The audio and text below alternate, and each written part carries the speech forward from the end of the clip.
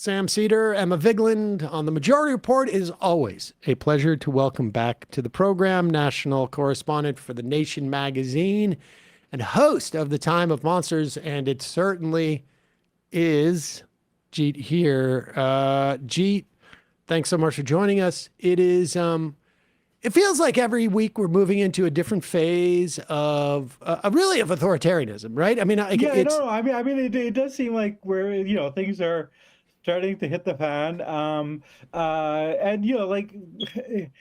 one is sometimes a bit reluctant to start using this language because you don't want to be, the boy that cried wolf. But like actually, there's more and more wolves. And there's even like stuff that I don't think people are paying enough attention to, which are quite striking. I actually think that the Charlie Kirk assassination and then this latest attack on the ICE facility, both actually like very ambiguous events in many ways, but they're trying to use it for everything that it's worth. And there's stuff that people don't talk about, like the declaring Antifa as a domestic terrorist organization, which has like real potential for being used as against the left more Well, we broadly. talked about that yesterday a little with Ken Klippenstein, and I the asked, nihilistic yeah, NVE, is right, it violent and extremism? I was asking him about that because I saw some reporting saying like, okay, this executive order where he makes this declaration doesn't have any teeth. He doesn't have the ability to change it via executive order. But Ken pushed back, and he said, I think that reporting's a bit misleading because it's really not a question of some official declaration. It's just how does our law enforcement on the federal level prioritize things? And Trump has clearly told them prioritize this, and that's really all he needs to do. That's exactly right. I also had a conversation with Ken exactly along that line. I think more he really broadly, gets around that guy. The more broadly, the way to think about this, I think, is that this is the ultimate sort of blowback from Bush's war on terror. That within the global war on terror, you had this kind of apparatus that was set up to combat Al Qaeda, and even at that point, I mean, a lot of people said you're fighting terrorism, which is like a tactic, and you're certainly using the American military, which is not maybe the most efficient way to deal with things. But there was such a thing as Al Qaeda. There was a network, and there's ways in which you could disrupt that. But what Trump's entire worldview involved is, coming out of the failure of the war on terror, which ended with two big wars being lost. The right has turned inwards, and they want to use the apparatus of the war on terror domestically. And people like Gorka, Sebastian Gorka, are come out of that, and they're going to use the sort of worldview and a way of thinking and state apparatus that was used, in the Middle East, is going to be applied domestically. And I think that if you think about what that would mean, it's terrifying. It is the war, to use the old 60s slogan, bring the war home. Yep. Well, they are bringing the war home. Yeah, indeed. And I think, your point at the top, suggesting like it's hard to use the word authoritarian without, because you almost want to keep some powder dry. Yeah. But I don't know, like when you've when you've been pushed off a cliff, have you fallen off a cliff if you haven't hit the ground yet? Like, I mean, it's quite clear that we are headed down this path. And I've had these conversations with people, more normie types, and the almost universal response is, something to the effect of like, well, we're just going to get through these next 2 or 3 years. And which I think is not, it's sensible, but I don't think it works that way. I don't think that you just, this stuff runs at an increasingly higher, accelerates and runs at a greater pace, and then all of a sudden it just ends. I think the idea is that step by step by step, they consolidate power, and just the idea that Trump wouldn't attempt to cancel elections, whether it's either in 2026 or 2028, seems, the idea that he wouldn't attempt to do it seems pretty far-fetched at this point. And we're a week out from Hegseth getting all the generals and admirals together, and there is historical precedent for this type of thing where they bring these generals in and say, like, you better swear your fealty now or you get fired. The original was in German, but so this is like, this is when you got to stop this stuff, right? Before you fall off that cliff. No, I think that's absolutely right. They are sort of like in a phase of consolidating their power and, turning over, transforming the instruments of state power into their own ends. And I think, one has seen that, especially with the FBI, where this really is Kash Patel's FBI. And I know that there are good people that are working there. And one does see a sort of tension, especially in these kind of recent shootings, between the people who are the sort of fact-finding part of the FBI, where they're gathering evidence. And, having concluded in all the big cases that these are basically lone wolves, that there was no network. But then you get Kash Patel and Trump and all these other people, saying, putting out this narrative that there's this vast left-wing network, that it is a transgender ideology, Antifa, and where does it lead? And I would also say, this sort of the actions that they're taking do not suggest that they plan to contest elections. And this goes, not just the sort of repressive aspects, but also even their economic policies. Like I don't think that you kind of do the kind of, austerity and slash and burn stuff. I think we'll just put it to the voters. But I mean, we don't know. I mean, and certainly the time to fight back is now. And I mean, the other worrying thing is that we have seen, time and again, surrender of elite institutions, surrender of the universities, surrender of big law, surrender of Wall Street, surrender of the media. And to the extent that there has been resistance, it's come from popular forces. I mean, the Jimmy Kimmel case, as trivial as in some ways it is, was the case that there was mass popular mobilization of people canceling their Disney things, and that is what transformed it. Whereas Disney seemed perfectly happy to surrender. And so I mean the twin dynamic of an increasingly aggressive administration and an elite that has basically decided to take the approach that you outlined of, let's just wait till the next election, let's wait 2 or 3 years. That's not a good dynamic. These may be triplets, not just that twin dynamic.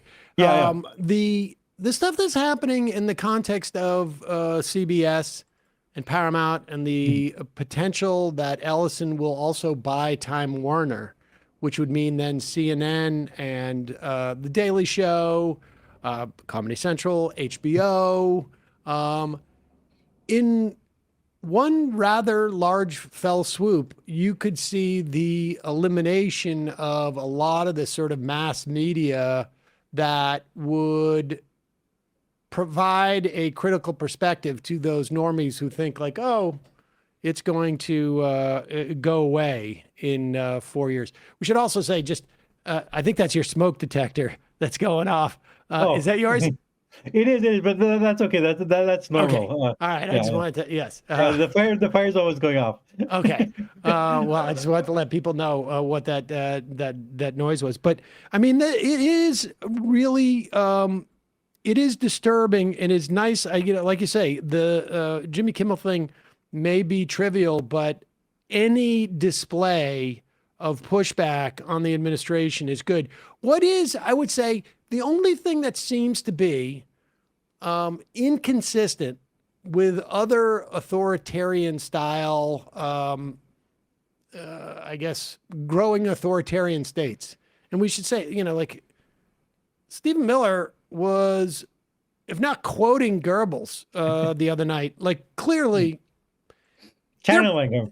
Well, I don't know that he's channeling. I'm they're studying this. Yeah. They're studying these things, and I don't know if how much you need a roadmap, but they're looking for roadmaps, and those roadmaps have not led in very good places. I mean, I would argue that the way that they are trying to incentivize ICE recruitment is very much borrowed also from the Nazis. Oh, and sure. Trying to create this like lucrative option for these wannabe fascists. But the one thing that they're not doing is providing those economic benefits that often comes hand in hand with an attempt to consolidate power. All we're seeing is either some version of austerity, whether it's going to be in Medicaid, and we're going to see it in the context of what's happening with Obamacare and these tariffs, or austerity that's sort of like papered over and pushed into the future. There's no like handing out benefits, which is often, sort of one of the plays. That may be the best, that may be the one sort of saving grace when we talk about if there's an opportunity in 2026 with all the, gerrymandering that's going to happen for at least a slow on the roll of them taking power. Yeah, no. I mean, that is an interesting point. I think the sort of plutocratic aspect of the American right has always cut against doing the more populist authoritarian thing of you build the Autobahn, you create jobs. Say what you want about National Socialism.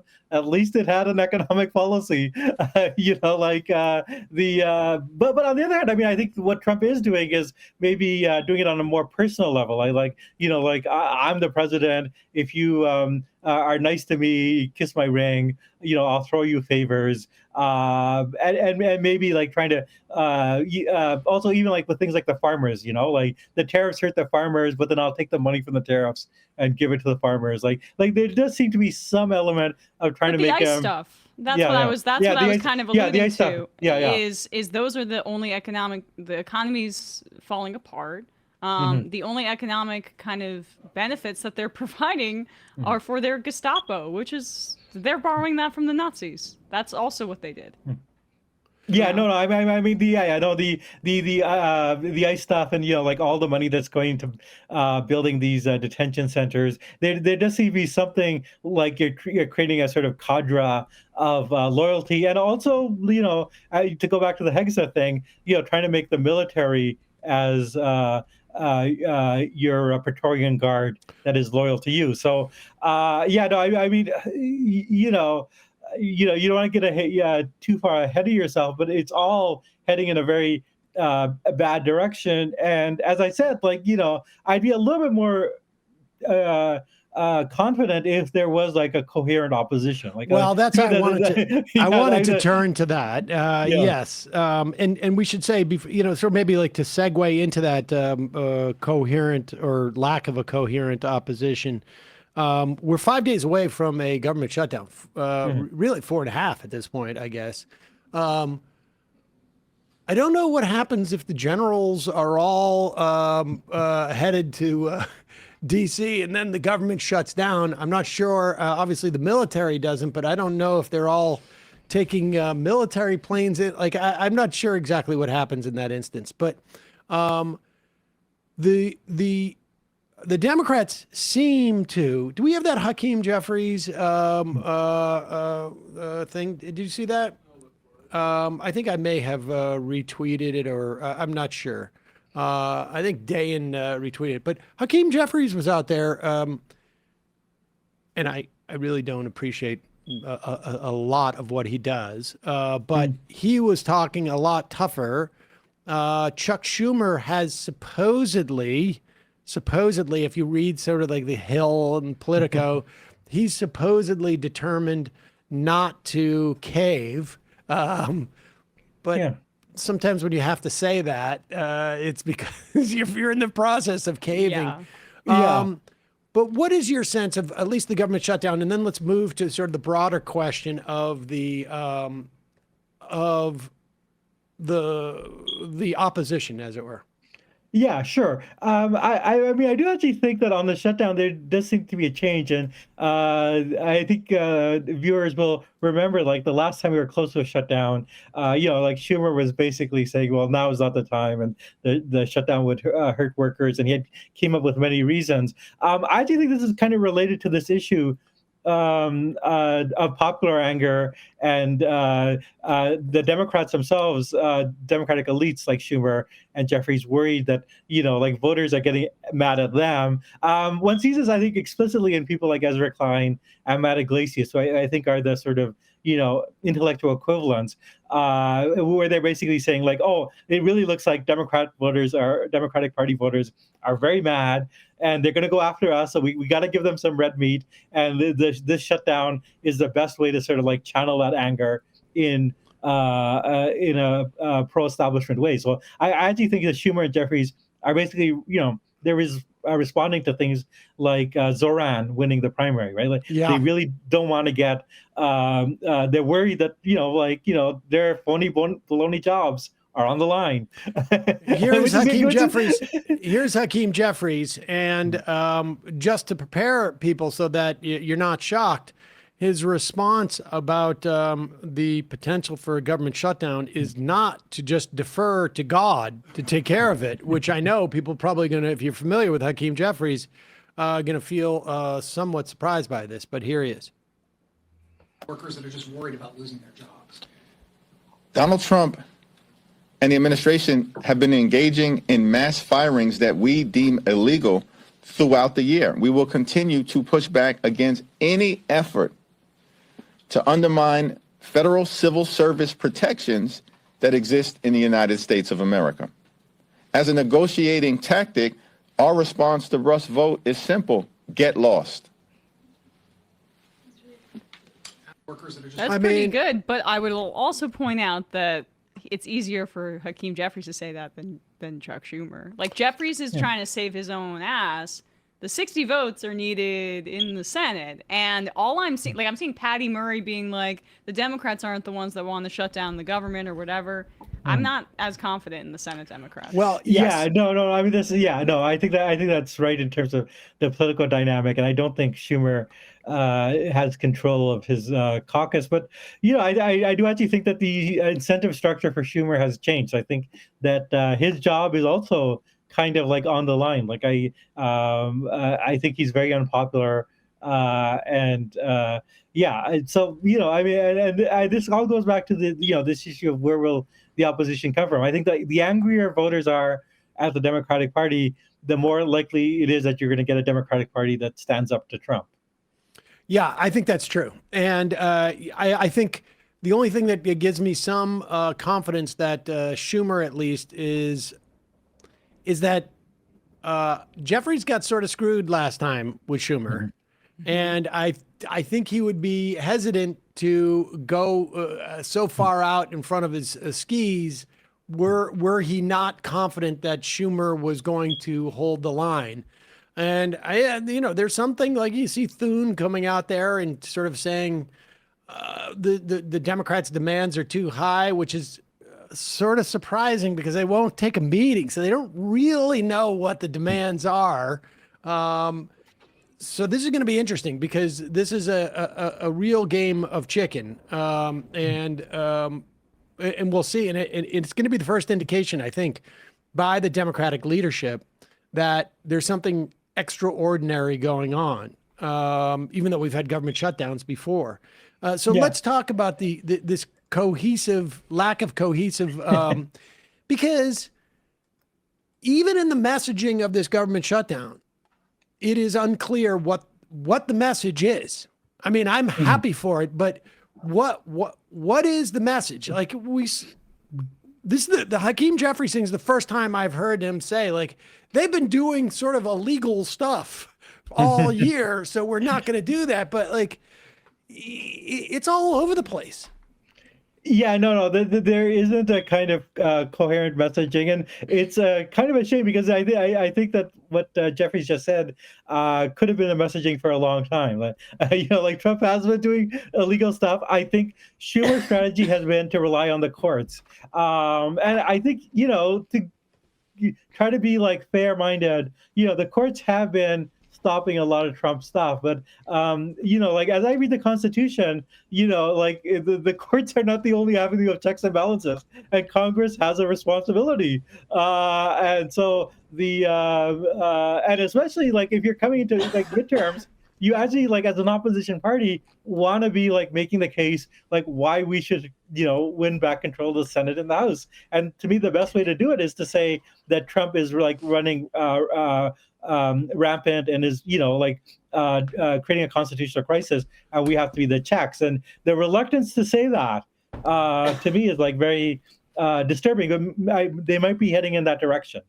They're not only reluctant to say that, they're also reluctant to offer any type of like, any people who engage in this type of activity are going to be held accountable if we get back into office, which is also like, an important thing to say. Like, we're going to fix things, or stuff like, hey, this media consolidation. Yeah, I think I saw Murphy on TV the other day saying something to that effect of like, we're going to get in there and we've got to deal with this media consolidation. Like, come up with a programmatic answer to what Trump is doing, in addition to resistance.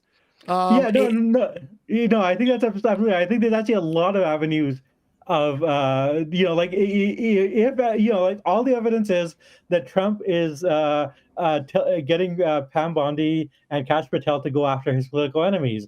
And like one thing you can certainly do is say like once we're back in power, like not only will we have investigations, but there will be punishment. Pam Bondi could be disbarred, right?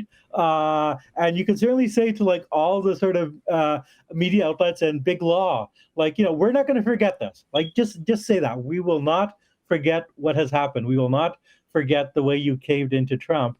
More broadly, you can make, I think, as Elizabeth Warren has been doing and others, make the case that, the real problem is not just Trump's authoritarianism, but the sort of centralization of the media and sort of plutocracy, which is making it much easier to have a very small elite that will serve on behalf of Trump, and which is actually very interested in encouraging everything that Trump is doing. So, like there's a lot more you can do. And exactly.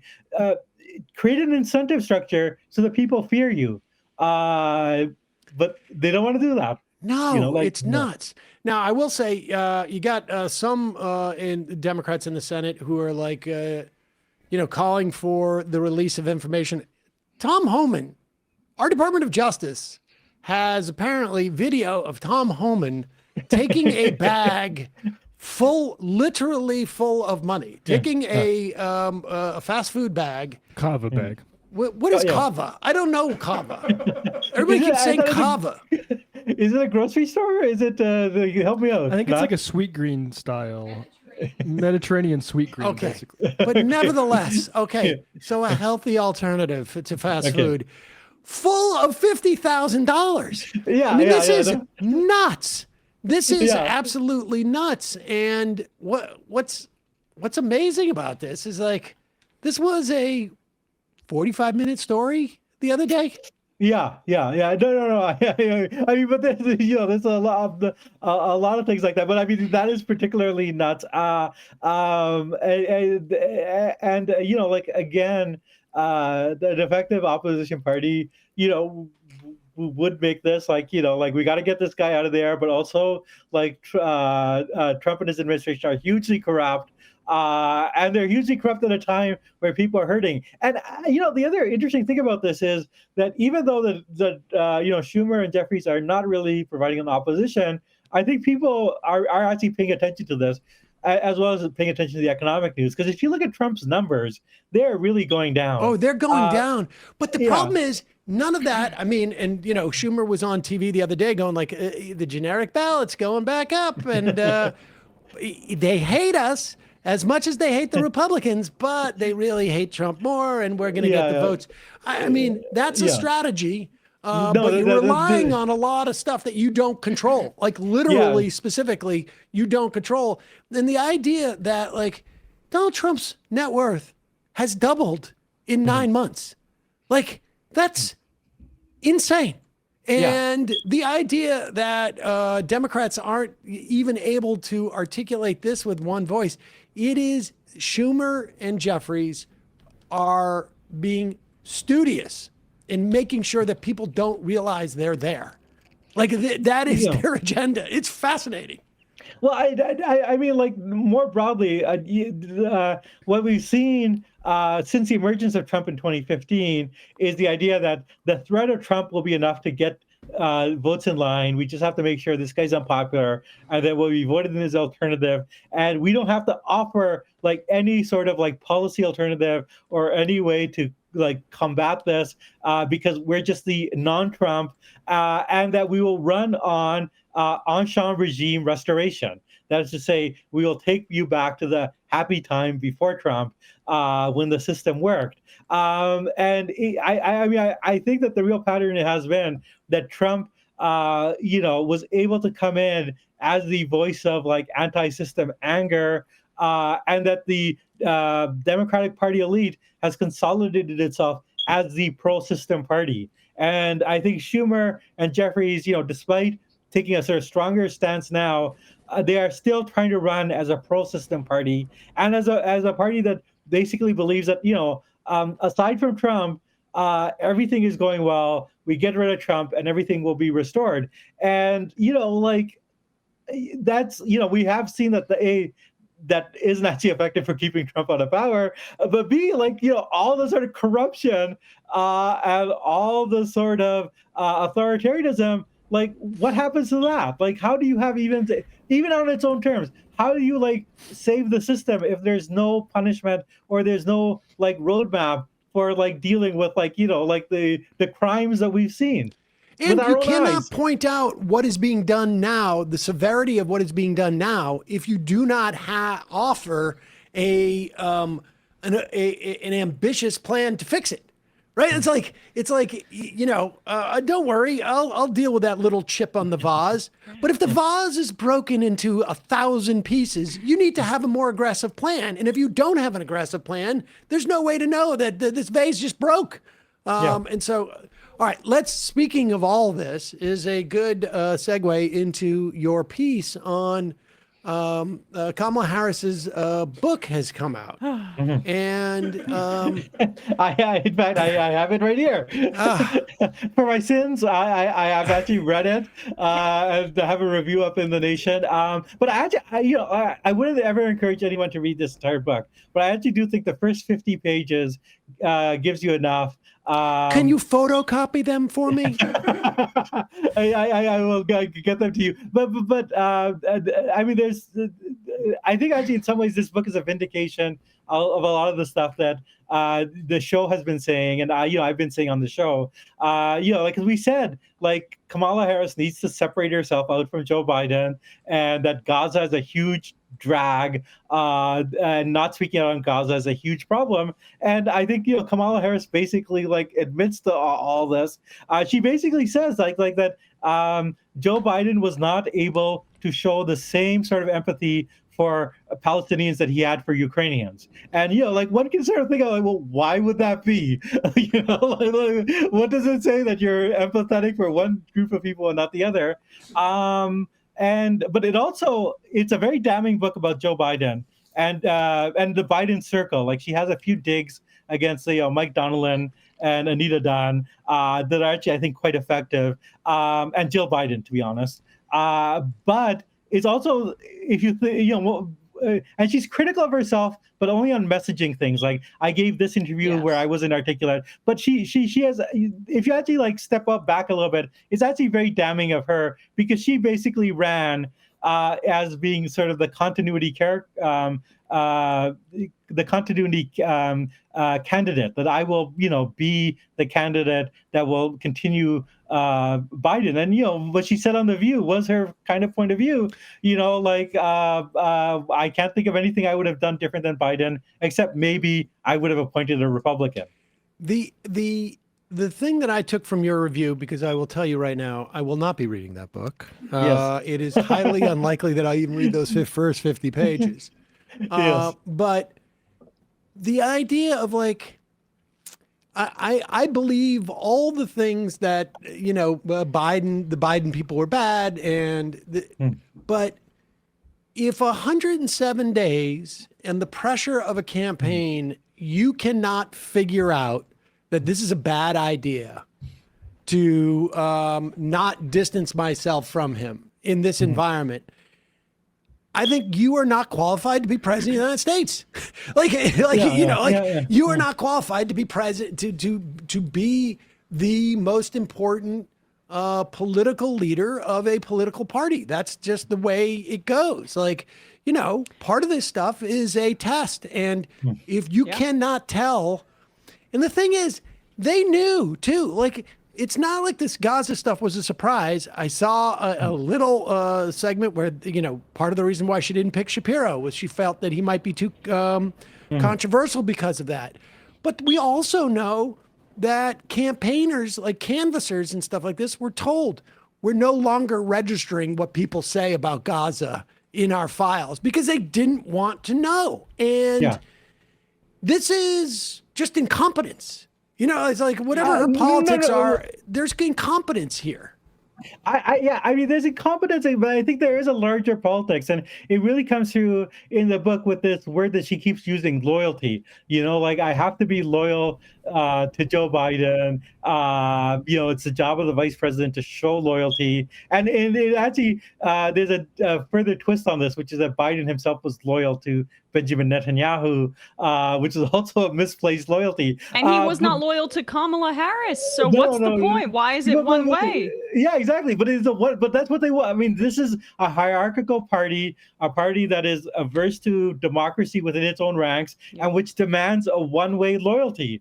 I mean, you know, whether people read the book or not, I mean, I think that is the message that comes through. And there's actually, I will mention this, there's a kind of like startling scene which illustrates why she could not speak out against Biden, which is that it's, okay, so imagine it's the night of the debate. And, you know, like, Kamala Harris has been practicing for the debate. It's her debate with Joe Biden, with Donald Trump. Donald Trump, the big night, you know, one of the, which she actually did quite well in, one of the big events where you can kind of reach people and change people's mind. And suddenly out of the blue, she gets a call from Biden, who she hadn't spoken with for a couple of weeks. And he says, you know, hey kid, how's it going? And she says, oh, you know, I guess he wants to cheer me up. And then he says, my brother, you know, you're going out to Philly because my brother's out in Philly, and he's speaking to some real power brokers in Philly. Now, by the way, that phrase "power brokers in Philly" is like, are we like Robert Moses here? Like right. Are we in 1970s? So some of these power brokers are a little bit concerned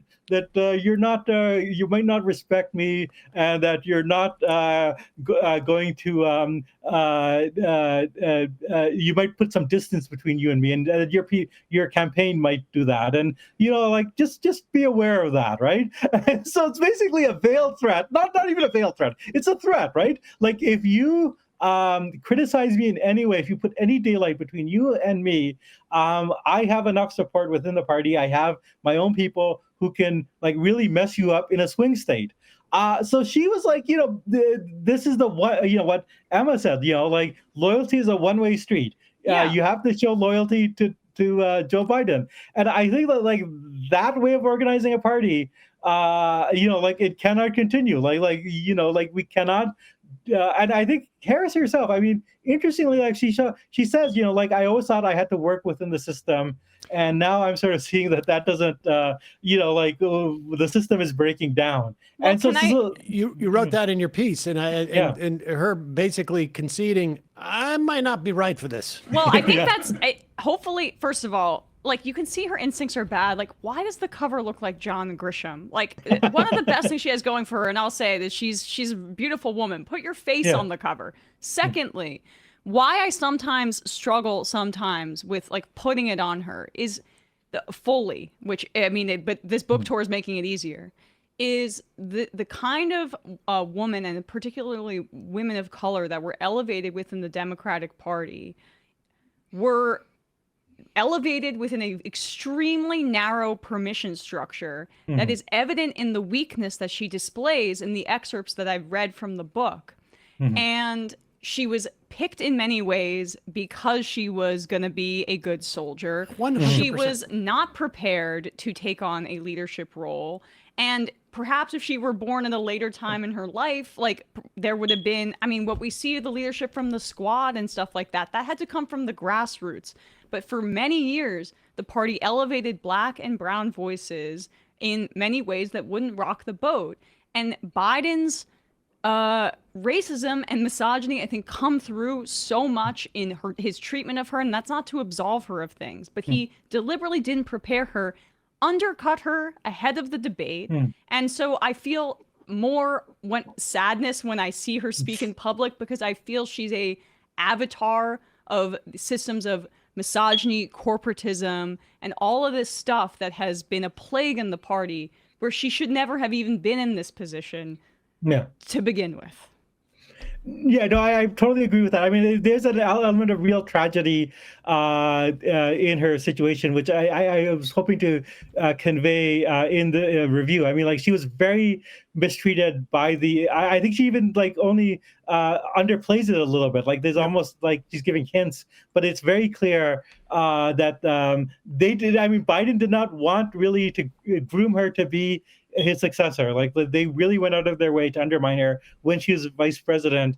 But, you know, like, it's also the case that, you know, she was the type of person that accepted that slot and that role for herself. You know, it's a chicken and egg situation. Exactly. Like, you know, like, but I mean, more systematically, it is a problem with the party that, you know, like that kind of, you know, a pro-system party that's very hierarchical, where loyalty is a one-way street, and where there's a real attempt to shut out any sort of party democracy. I mean, I think one thing is that she also needed Biden because they didn't want to have any mini primary. She needed that endorsement right away.